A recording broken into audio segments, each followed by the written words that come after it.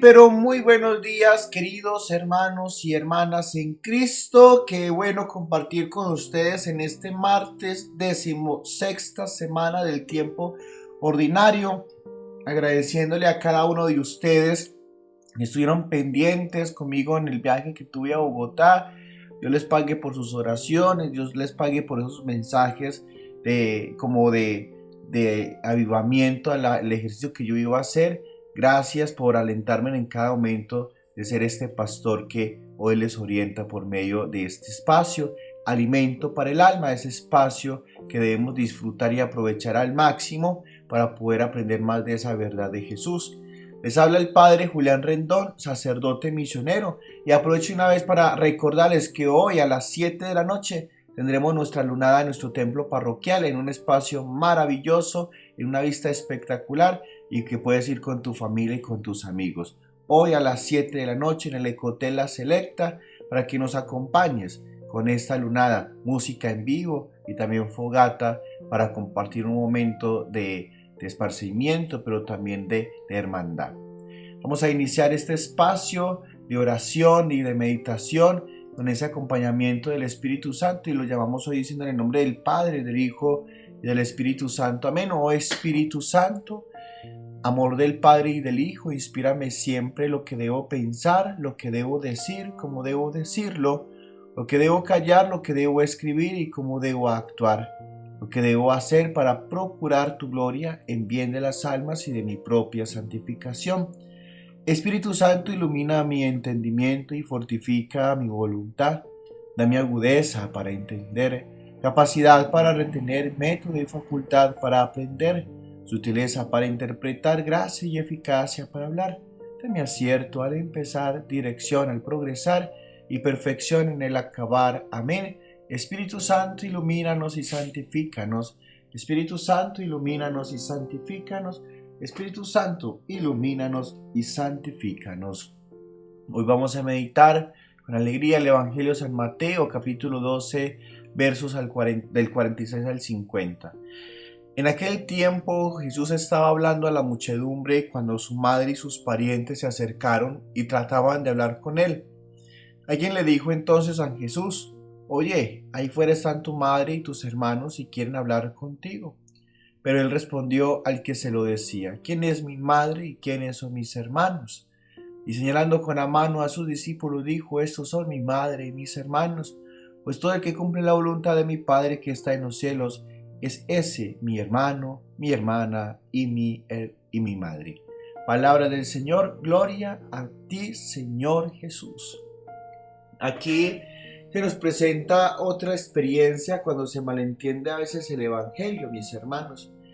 Y por ejemplo, con esa tiene dos confrontaciones muy fuertes dentro de los malos entendidos que se ha creado. Primero, que cuando hablan de parientes, en otras versiones hermanos, hay que entender muy claramente lo que se refiere a este término de hermanos en el Antiguo Testamento.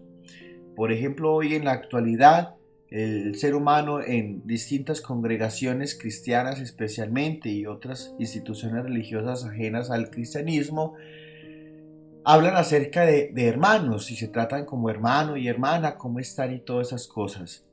En el Antiguo Testamento era algo similar. Aquellos familiares cercanos como tíos, primos, sobrinos, entonces se les consideraban hermanos porque eran los que podían compartir alrededor de la mesa. Recordemos que para el judío, para el hombre antiguo, no había, había más bien un aprecio muy impresionante acerca de aquellos que se sentaran en el comedor. El comedor tenía un valor muy grande como familia, entonces todos aquellos que se acercasen al comedor eran considerados familia en su momento.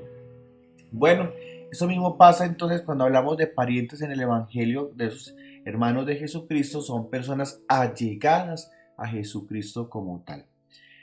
¿Cuál era la segunda como polémica que había allí? Pues tanto la familia de Jesús, esa familia cercana, estaban preocupados porque ya Jesús tenía una nueva vida itinerante y les parecía una total locura lo que él estaba haciendo.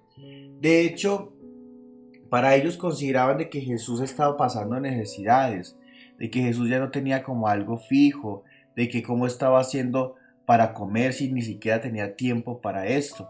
Entonces la familia, claro, va creando una preocupación por Jesús porque es algo muy nuevo en lo que ellos están experimentando, pero Jesús con esto nos va queriendo decir también que Él ha creado una nueva familia espiritual, ¿sí? De cierta manera, muchas veces cuando se está sumergido en tantas cosas y ocupaciones, nuestra parte de familia biológica va a estancarse en ciertas ocasiones. Eso es lo que normalmente nosotros conocemos en la sociedad.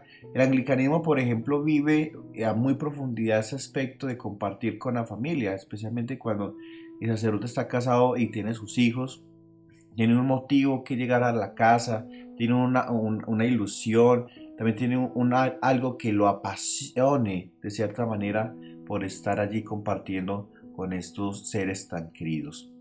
Y con esto tenemos entonces que entender de que a veces el ser humano, cuando interrumpe la visión de Jesús o cuando va creando favoritismos o títulos, va dañando esa figura de familia espiritual, y es ahí donde hace parte la presencia el demonio, ¿verdad? Pero también tenemos que entender que ese valor de la familia tiene que estar siempre presente en nuestra vida, y que a pesar de que tengamos seres muy especiales a nuestro alrededor, esa experiencia de familia biológica tiene que permanecer. Ahora, podríamos preguntarnos, ¿sería que María lo tomaría como maluco el tema que la estuviese cambiando ella como madre por otras que son los que escuchan el Evangelio? Pues no, yo pienso que en este aspecto para María es el mayor reconocimiento, porque precisamente María es la perfecta discípula que ha obedecido en toda la voluntad de Dios. Y es ahí donde el Evangelio hoy nos va a poner esa claridad, ¿cierto? Mi madre y mis hermanos son todos aquellos que escuchan la palabra de Dios y la cumplen, porque hay que obedecer la voluntad. En ese aspecto, hoy nos invita a Jesús a que caminemos desde esa maternidad o desde esa fraternidad que hay allí, para que nosotros realmente estemos escuchando esa palabra de Dios que transforma nuestra vida y que edifica una sociedad.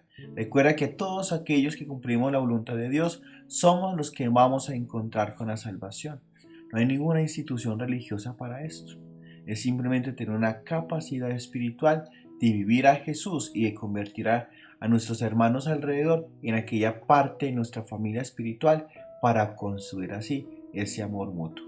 Que sea el Señor que nos bendiga en cada momento, que bendiga a la familia en nuestros hogares, y ante todo que sea ese Jesús que nos vaya fortaleciendo con su experiencia de vida en medio de nuestro caminar. Gloria al Padre y al Hijo y al Espíritu Santo, como era en el principio, ahora y siempre, por los siglos de los siglos. Amén. El Señor esté con ustedes. Y la bendición de Dios Todopoderoso, Padre, Hijo y Espíritu Santo, descienda sobre ustedes y los acompañe para siempre. Amén. Recuerda todos los días de tu vida ser feliz, que sea ese motivo de nuestra existencia siempre encontrar nuestra felicidad, y que más, reconociendo a Jesús como ese hermano que se nos presenta para caminar con nosotros en medio de ese cumplimiento de la voluntad del Padre.